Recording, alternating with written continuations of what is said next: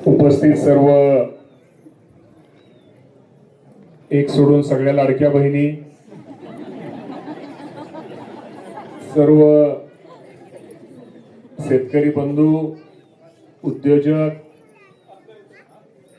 पत्रकार, मीडियाचे प्रतिनिधी, उपस्थित सर्व बंधू आणि भगिनींनो, खरं तर काल इंदापूरला दुपारी आल्यानंतर खूप मोठा सत्कार त्या तहसील कचेरीमध्ये तिथं शेतकऱ्यांनी त्या भागातल्या माझा केला। त्यानंतर आज तुम्ही सगळ्या माझ्या महिला भगिनींनी माझा इथं सत्कार केला, शेतकऱ्यांनी केला, उद्योजकांनी केला। त्याबद्दल मी पहिल्यांदा तुमच्या सगळ्यांचे आभार मानतो। आयुष्यामध्ये मी तुम्हाला एवढं सांगतो की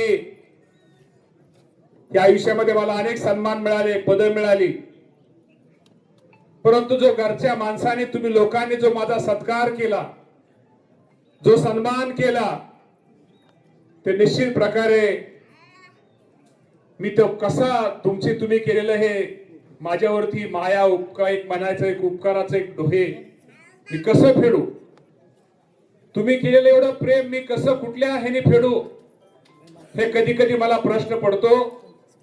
त्यामुळे आपण सगळ्या घरच्या माणसांनी सत्कार केलाय त्याची निश्चित प्रकारे जाणीव ठेवून भविष्यामध्ये ज्या गतीने काम करतोय पुढे या तालुक्यासाठी दुप्पट गतीने काम करील हा शब्द आपल्या सर्वांना देतो। माझ्याच महिला भगिनीची भाषणं बारकाईने ऐकली, शेतकरी बांधवांची भाषणं मी बारकाईने ऐकली, आमच्या आबांचं उद्योग त्यांचं एमआयडीसीचं मी भाषण बारकाईने ऐकलं। आणि ऐकल्यानंतर निश्चित प्रकारे शेवटी प्रत्येक माणूस किंवा घरातला मुलगा असो, आपल्या घरातला मुलगा किंवा मुलगी असू द्या, तिने जर शाळेमध्ये अभ्यास केला, चांगल्या प्रकारची मार्क मिळवली, चांगल्या मार्काने पास झाली, तर त्या मुलीला आपण जर कॅडबरी दिली, चॉकलेट दिलं, पेन दिलं, तर त्या मुलीचा किती आनंद, त्या मुलाला किती आनंद वाटतो। त्याप्रमाणे आज तुम्ही सर्वांनी मी जे काम करतोय त्या कामाबद्दल तुम्ही मला जे आज तुम्ही माझा सत्कार सन्मान केलाय, आमचे महाराज कुठे गेले, महाराजांच्या हस्ते तुम्ही आज माझा अभंग महाराजच आहे, अभंग महाराजांच्या हस्ते तुम्ही माझा जो सत्कार केलेला आहे, आणि त्यामुळे निश्चित प्रकारे आज मला खूप काय, आज मला एक मनाला एक कुठेतरी आयुष्यामध्ये समाधान मिळतं जेवढ्यास आपण एखादं चांगलं काम करतो। चांगलं काम करताना निश्चित प्रकारे आपण लोकांनी जर आपल्या कामाची दखल घेतली, लोकांनी जर आपल्याबद्दल चांगलं बोललं, तर एक मनाला आपण वाटतं की आपण आपलं जे काम करतोय हे लोकांसाठी करतोय।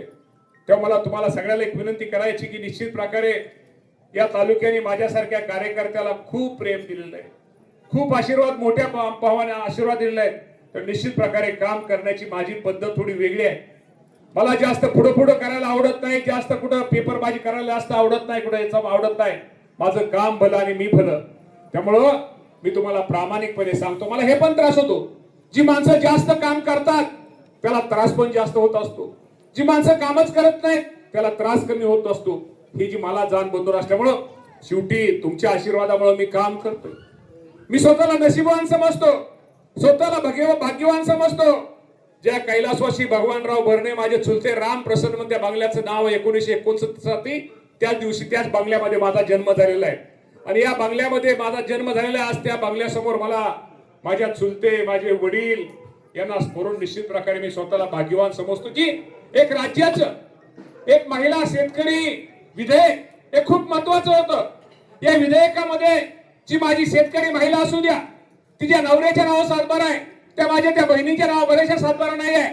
जी एखादी आमची बहीण, आमच्या महिला ज्या आज तुम्हाला मी सांगतो त्यांच्या नवऱ्याच्याही नावावर सातबारा नाही, त्यांच्या कुटुंबाच्या नावावर सातबारा नाही, परंतु शेतामध्ये ते आयुष्यभर शेतमजूर म्हणून काम करते। जी महिला पोल्ट्री व्यवसायामध्ये काम करते, जी महिला दूध व्यवसायामध्ये काम करते, पण तिच्या नवऱ्याच्या नावावर सातबारा नाही।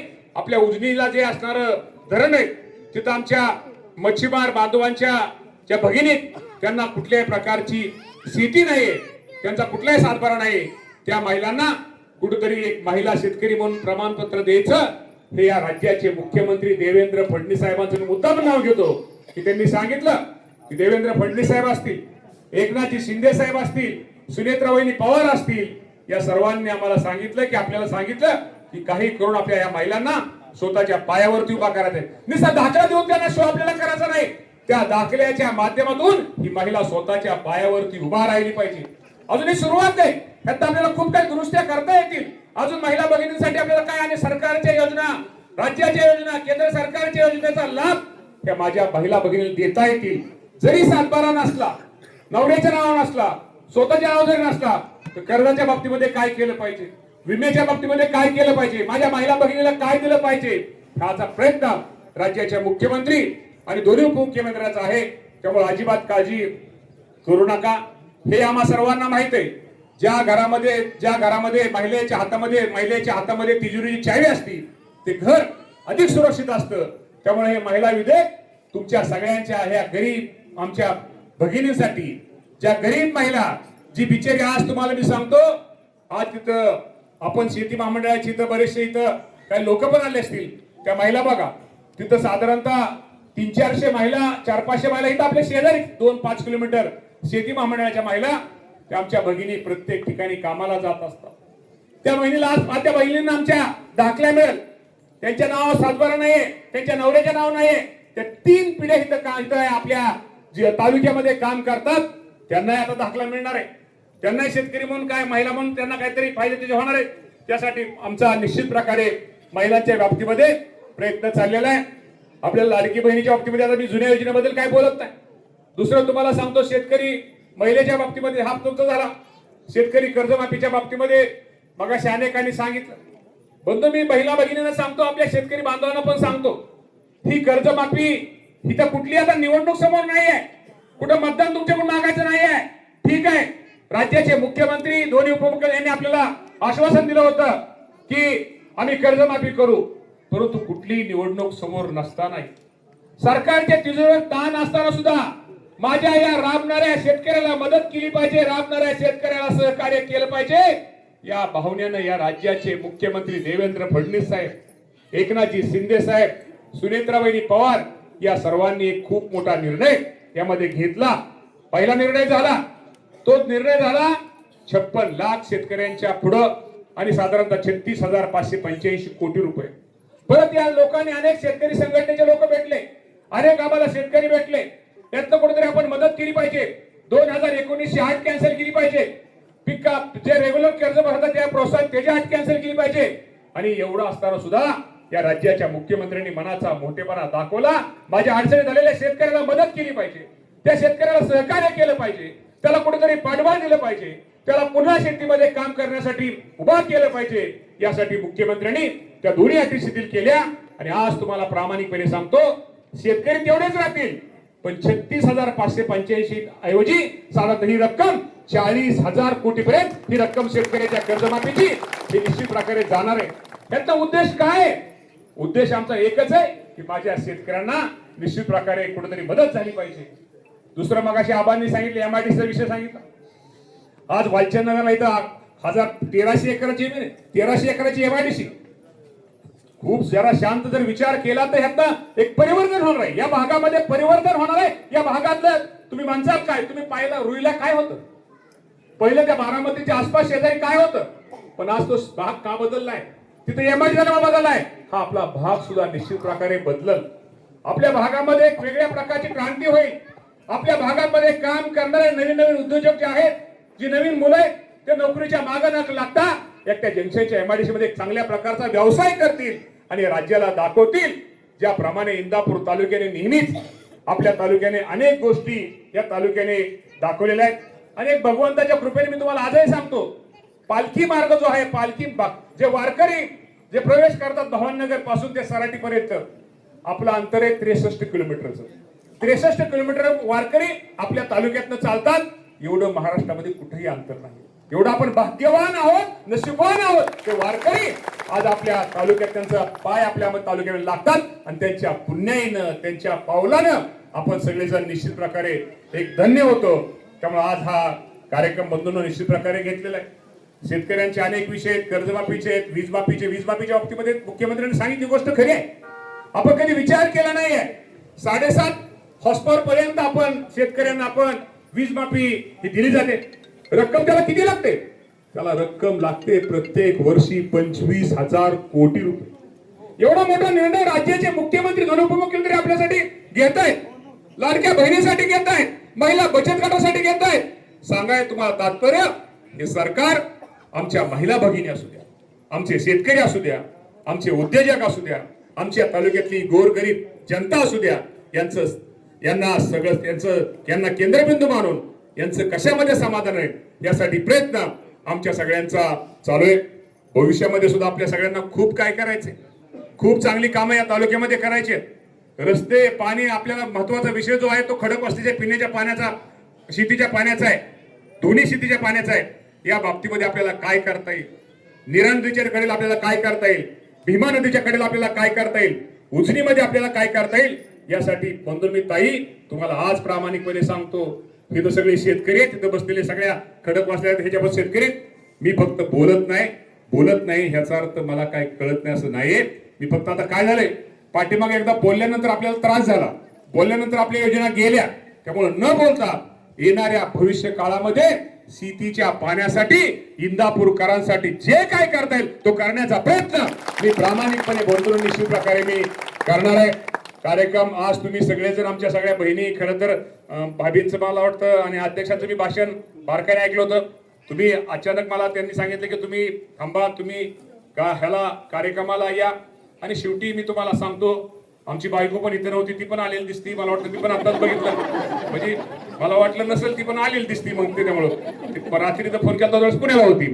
त्यामुळं आज आमचे सगळे मीडियाचे पत्रकार बांधव पण खरं तर हजर आहेत.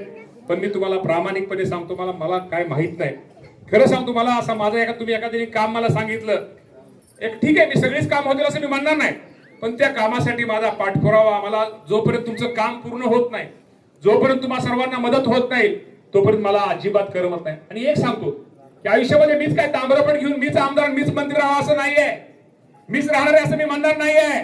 परंतु जेणेकरून मी आज स्वतःला नशीबवान, भाग्यवान समजतो. जे महिलांचं धोरण आहे, उद्या मी या जगात असेल नसेल, कुणीतरी या महिलांना आता उद्या सर्टिफिकेट मिळतील, कोणाच्या योजनेमध्ये लाभ घेता येईल, त्यांना कर्ज योजनेमध्ये लाभ घेता येईल, त्यांना शासकीय योजनेमध्ये लाभ घेता येईल. उद्या भविष्यामध्ये एखादी आमची महिला भगिनी म्हणल, एखादी बहीण म्हणल आमची, अरे कोणीतरी त्यावेळेस ते विधेयक मांडणारा जो कृषी मंत्री होता त्या मामाने आपल्यासाठी ही योजना दिली. त्याच्यापेक्षा आयुष्यामध्ये कुठली मला माहिती असते, हेच मला समाधान आहे. कर्जमाफीचा विषय असू द्या, एक ऐतिहासिक कर्जमाफी आहे. आम्ही स्वतःला नशिबान समजतो की माझ्या काळामध्ये माझ्या शेतकऱ्यांना कुठेतरी मदत होते, सहकार्य होते, यामध्ये मी स्वतःला नशिबान समजतो. मगाशी MIDCच्या सगळे उद्योजक कोणी कसं हजर आहे तिथं सगळे. आज उद्योजकांच्या सुद्धा माध्यमातून उद्या कोणीतरी म्हणाल, अरे हे MIDC झाल्यानंतर उद्या रस्ते, मोठ्या कंपन्या, नोकऱ्या, महिलांना नोकऱ्या, मुलांना, तरुण मुलांना नोकऱ्या, स्वतःचे उद्योग व्यवसाय सुरू झाल्यानंतर अरे कोणीतरी म्हणाल ह्या तालुक्यामध्ये कोण आमदार म्हणून काम होता, कोण त्याचं नाव होतं, त्याचा उल्लेख, त्याची नोंद माझ्या आयुष्यामध्ये नक्की माझी राहील, हे सुद्धा आज आपल्या सगळ्यांना सांगतो. शेवटी काम तर सगळेच करतात, सरळ काम तर सगळेच करतात, सरळ तर काम आपण पण सरळच काम करतो, परंतु आयुष्यामध्ये नोंद होईल असं, कुठेतरी भविष्यामध्ये नोंद होईल असं, कुठेतरी लोकांना त्याचा सगळ्यांना फायदा होईल असं काम माझ्या हातनं होतंय, याचा मला निश्चित प्रकारे अभिमान आहे. तुम्हाला सांगाय हरकत नाही. आज कर्जमाफीची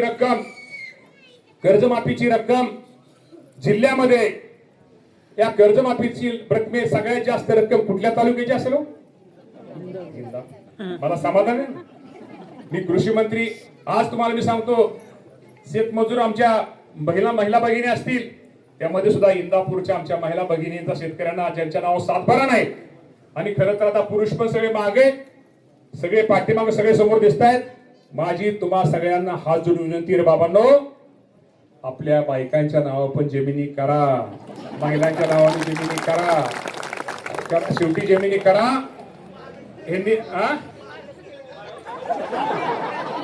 रवी दादा, ज्यांनी नसेल माडिकपणा, राजाभाऊ, ज्यांनी केलं नसेल त्यांनी करून घ्यावं, नाहीतर जमिनी जर मागं केली, ज्यांनी जमिनी केल्या नसत्याल ना, ज्यांनी पुणे जमिनी नसत्याल केल्या, तुम्ही बघून घ्या.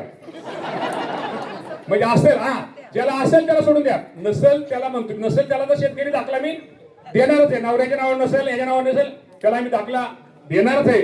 पण ज्याच्या नसेल त्याच्या बाबतीमध्ये आपण आज ज्याच्याकडे असेल त्यांनी मात्र बायकांच्या नावाने जमिनी करा. आज वेगळा कार्यक्रम आहे. शेती महामंडळाच्या कर्मचाऱ्यांना सुद्धा त्यांनाही आपण आता भविष्य त्यांच्यासाठी सुद्धा काम करतोय. त्यामुळं आता अधिक काही जास्त बोलणार नाही.